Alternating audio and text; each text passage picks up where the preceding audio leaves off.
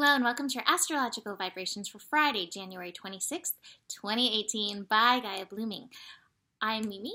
Our energy mantra for today is I balance mental consciousness with vibrational consciousness. And today, sorry, I'm getting this out a little bit later than I usually do, but I thought it was really important to get a scope out for today because I feel like this energy today is really kicking us into eclipse high gear and some of the lessons of these upcoming eclipses into high gear. The big thing that we have going on today is a Mars shift, and as of the recording of this, we have had Mars shift from Scorpio into Sagittarius.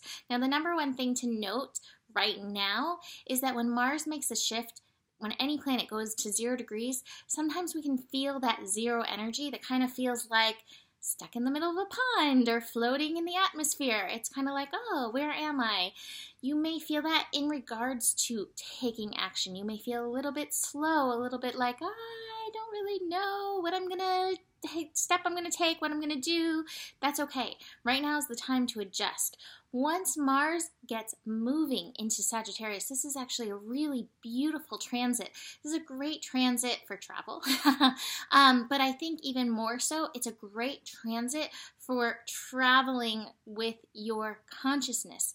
We are heading into these eclipses. Like I said, the eclipses bring up the Aquarian vibration. And one of the key words I feel about Aquarius is the word consciousness. I know we're focusing more on vibrational energy, but there is a vibrational consciousness. And the more we can tune into our inner genius, our guide tribe beyond, the more we're going to tap into higher levels of consciousness and be able to travel or expand in and through our personal, earthly, grounded experience here. Mars in Sagittarius wants us to take action from that place of higher consciousness, from that place of higher learning, straight on into our goals, straight on into what it is we want to aim for. Interestingly enough, I've been back and forth a lot, which is why some of the scopes have been kind of late and delayed. And I forgot my Osho cards, my favorite cards, again, at the place that I've been staying. But again, I have my Dreams of Gaia.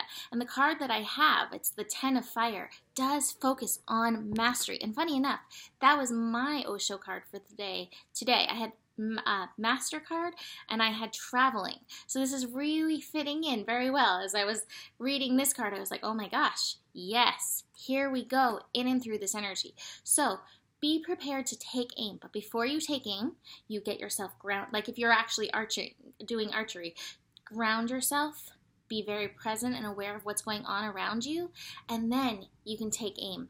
Mars in Sagittarius is going to give some nice fire power behind whatever it is that we are passionate about, whatever it is we're wanting to move into and towards. But first, we've got to get that grounded, settled feeling, and that's what today is about. And that's also important with these eclipse energies abounding.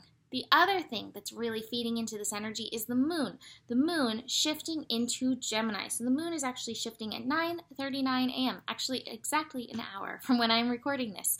So that moon in Gemini is going to heighten the mental energies. And the mental energies, like over the next little bit, is just going to influx. And that's one of the things I've been warning my clients about during the eclipse corridor, the time between the two eclipses. There is going to be super strong mental energy going on. And we have to realize, are you walking your brain? Are you walking your monkey? Or is your monkey walking you? If your monkey is walking you during that time, you may find yourself going places that you don't necessarily want to go. Now, it may be that you have to go there in order to process, but you at least need that awareness to help keep you balanced in that eclipse corridor that is coming up. The other thing, again, the energy is ramping up with this. We're building into a Mercury-Uranus square. That Mercury-Uranus square is tomorrow, but that's also going to be kicking up these mental energies another notch. So again, that thing, get grounded, find your stance now, so that with that Mars energy, you can take aim and keep that focused energy as these layers of mental consciousness come in, so you can balance it with your vibrational consciousness, the consciousness of the vibration that you believe you are, that you want to be able to maintain. So, work in progress. It's a lot going on, but just the awareness can help.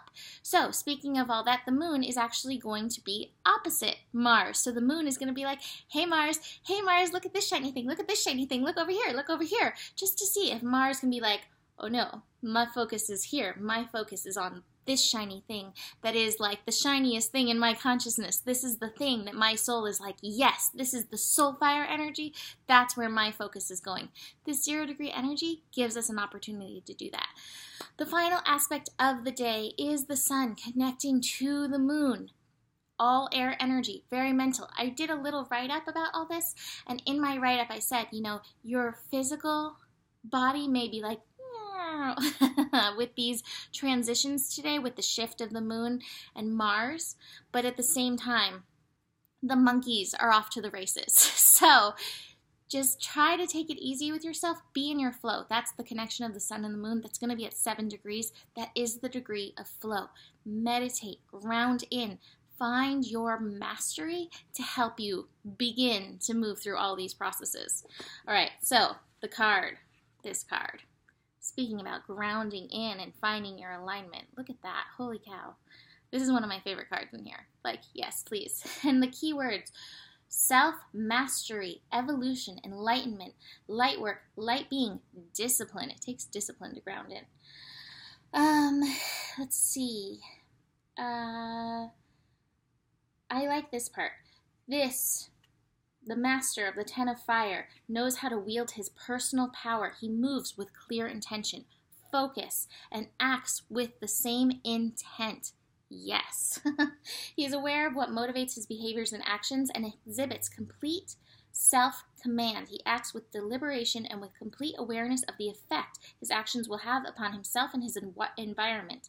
He is not only confident, he is capable. He has evolved from a person who lacked awareness and perhaps even blamed others for problems in his life because he was unable to see that every action gives rise to consequence. Let's see if there's anything else. The 10 of fire appears in your reading. It indicates a time to step up and take charge of your life. Aim your soul fire at that soul fire point over there. It's time to dedicate yourself to the path of the master, not so that you can have control over others, but you can shape your life with skill and confidence. I'm going to read this one last little part in this. How does one become a master? It may require pushing one's mind and body to continue despite impediments and perceived restrictions. I don't believe in pushing yourself so much. I believe in expanding yourself. I believe in stretching yourself. I believe in doing the right thing, but I really do believe we also need to listen to the physical body. I think that's part of the mastery. Listen to your body and be in your personal flow. It requires dedication, discipline, willingness to set personal challenges and goals and stick to them. It also requires knowing when to stop and allow yourself time to absorb and recharge. Today is a good day to balance in that energy. The master recognizes there is a time for growth and a time to be dormant and rest. I almost wrote a doormat, but no doormats, just dormant. So here is that energy.